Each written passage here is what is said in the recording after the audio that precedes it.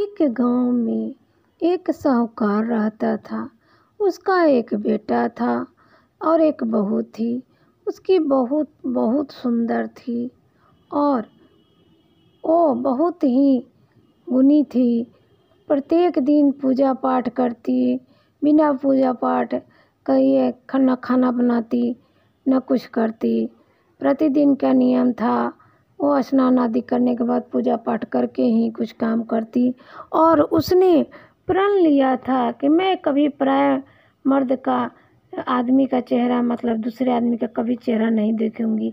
वो इसीलिए हरदम घर के अंदर ही रहती थी, वो किसी दूसरे आदमी का चेहरा नहीं देखती थी। ऐसे कार्तिक मास का महीना आया तो कार्तिक मास में वो कार्तिक स्नान करती थी। स्नान करने वो नदी पर जाती थी तो उसे किसी मर्द का चेहरा नहीं देखना था। उसने ऐसा प्रण लिया था। तो सुबह सुबह बहुत ही अंधेरे उठ के और चली जाती नदी किनारे और स्नान करके आ जाती। गांव में किसी के उठने से पहले वो घर आ जाती। उसी गांव के एक राजा, उस गांव के राजा जो थे, उनका एक लड़का था।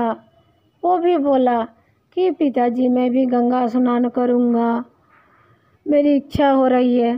तो राजा ने कहा कि ठीक है, अपना कर लो। तो जब राजा का लड़का नदी किनारे आया स्नान करने तो वहाँ देखा कि घाट गीला गीला है। वो समझ गया कि कोई स्नान करके चला गया है। अब वो राजा का लड़का सोचने लगा, मेरे से पहले कौन आके चला गया स्नान करने, मैं तो इतना अंधेरा में आया हूँ। 2 दिन 3 दिन हुआ तो उसने सोचा और जल्दी आएंगे तो देखेंगे कि मतलब यहाँ कौन आता है इतना सुबह स्नान करने। एक दिन राजा का लड़का बहुत पहले आ गया और उसका स्वभाव भी थोड़ा दूसरा था। वो राजा का लड़का था, इससे घमंडी था और उसका स्वभाव भी मतलब खराब था। वो सोचा आज मैं देख के ही जाऊंगा कौन आता है, इससे बहुत पहले आ गया।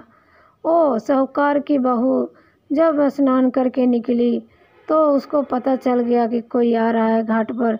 वो जल्दी जल्दी घर के रास्ते चल दी, लेकिन जल्दी जल्दी में उसका मोजड़ी और वो जूड़ा का वहीं बाल का रह गया, जूड़ा और मोजड़ी वहीं रह गया।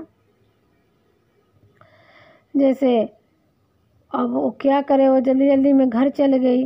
जब राजा का लड़का आया तो देखा कि वो समझ गया कि कोई स्त्री आती है यहाँ नहाने। मोजड़ी, जैसे मोजड़ी और बाल का देख के समझ गया जूड़ा का कि यहाँ कोई स्त्री नहाने आती है। तब उसने स्नान करने के बाद वो मोजड़ी और वो जो बाल का था लेके चला गया घर और सोचने लगा, जिस स्त्री की मोजड़ी इतनी सुंदर है और बाल का इतना सुंदर हो, कितनी सुंदर होगी। ऐसा सोच के उसने राजमहल में घोषणा करवा दी कि जिस स्त्री का ये सब सामान है उसे 5 रात मेरे साथ गुजारना पड़ेगा। ऐसा पूरे गांव में संदेश घुमा दिया। अब सब लोग बहुत राजा के लड़के पर थू थू कर रहे थे, लेकिन ऐसा तो अब राजा के लड़के का आदेश था, गांव वाले क्या करते। तब साहूकार की बहू ने उनके पास एक संदेश भेजाया कि ये मोजड़ी और बाल का ये जूड़े का मेरा है। मैं नदी किनारे घाट पर 5 रात आऊँगी, वहीं आके राजा का लड़का मतलब वहीं आएगा। राजा का लड़का तैयार हो गया और साहूकार की बहू ने मतलब कि एक शर्त रखी थी कि कोई साक्ष्य लेके आएगा अपने साथ, किसी आदमी को या कुछ भी, जो बताएगा कि मैं वहाँ पर 5 रात आई हूँ। तो राजा का लड़का ने सोचा, इतनी सुंदर स्त्री को तो सिर्फ मैं ही देखूंगा। उसने अपने साथ किसी को नहीं ले गया, एक तोते को ले गया। वो तोता बोलने वाला था, उसको ले गया और ले जाके पहला दिन ले जाके तोता को पेड़ के डाली पर टांग दिया और नीचे खुद सो गया बिस्तर बिछा के। रात में ही चला गया कि जब वो सुबह आएगी मैं उसको देखूंगा। जब उसकी साहूकार की बहू आई तो घाट से पहुंचने से पहले ही उसने कार्तिक भगवान से विनम्र विनती की कि हे भगवान, अगर मेरे में थोड़ा सा भी सत्य होगा तो आप मेरी सत्य को बचा के रखना, मेरी इज्जत को बचा के रखना, और वो जो लड़का का वहाँ राजा का बैठा है उसको नींद आ जाए। ऐसा उसने भगवान से मांगा और सच में राजा का लड़का सो गया।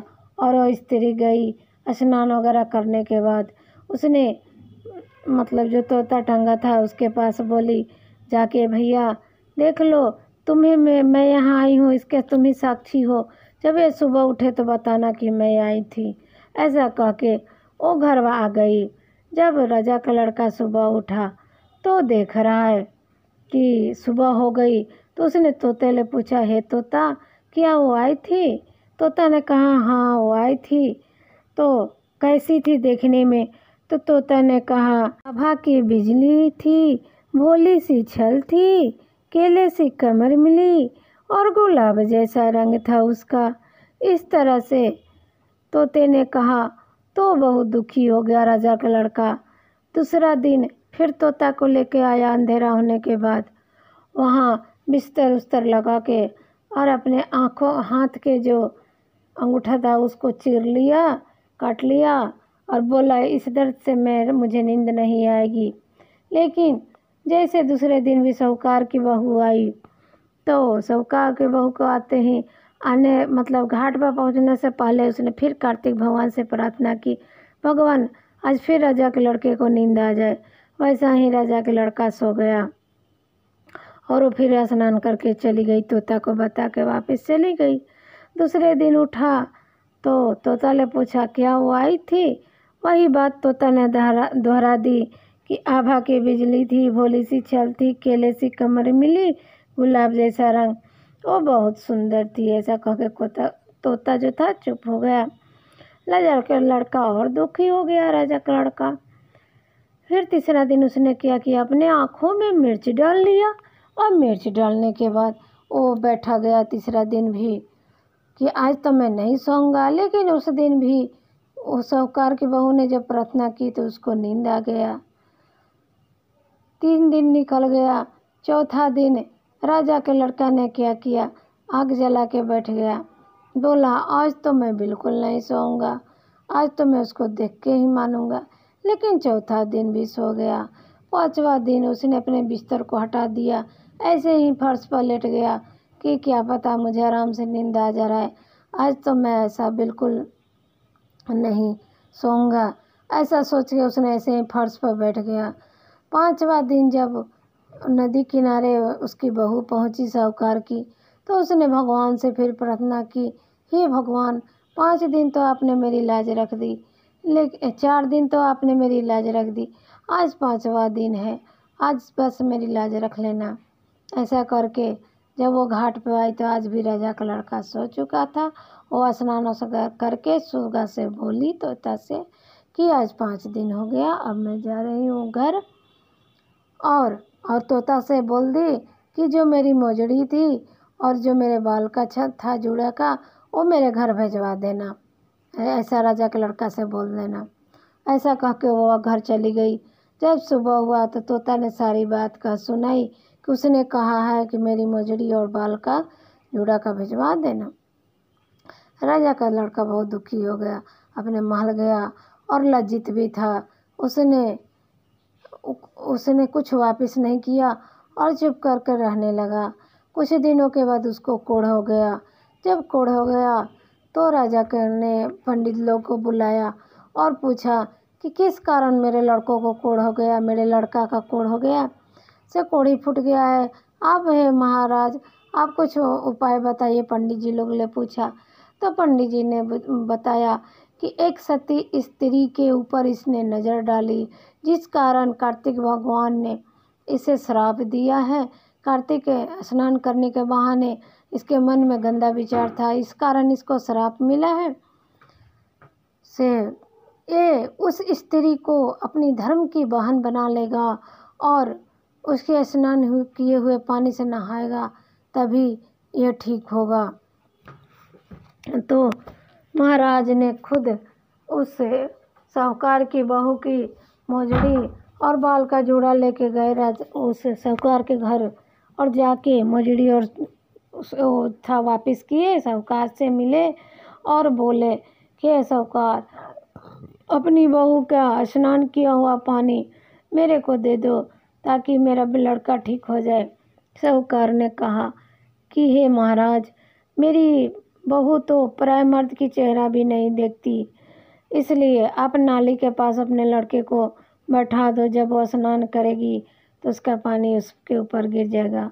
अब महाराज तो लाचार थे, क्या किया, अपने लड़के को नाली के पास बैठा दिए। जब उसने स्नान किया साहूकार की बहू ने, तो महाराज के लड़के पर पानी गिरा। कुछ समय के बाद महाराज का लड़का बिल्कुल ठीक ठाक हो गया और उसने साहूकार की बहू को अपनी धर्म की बहन बना लिया। तो देखिए, कहते हैं भाई बहन कि कार्तिक महाराज के कृपा से उस स्त्री का सत्य रह गया, इसलिए पूजा पाठ कभी बेकार नहीं जाता है। जिस भी देवता को कुछ भी मन से पूजा पाठ कीजिए, एकदम मन से कीजिए, श्रद्धा से कीजिए, भगवान आपके उपकार जरूर करेंगे। हर हर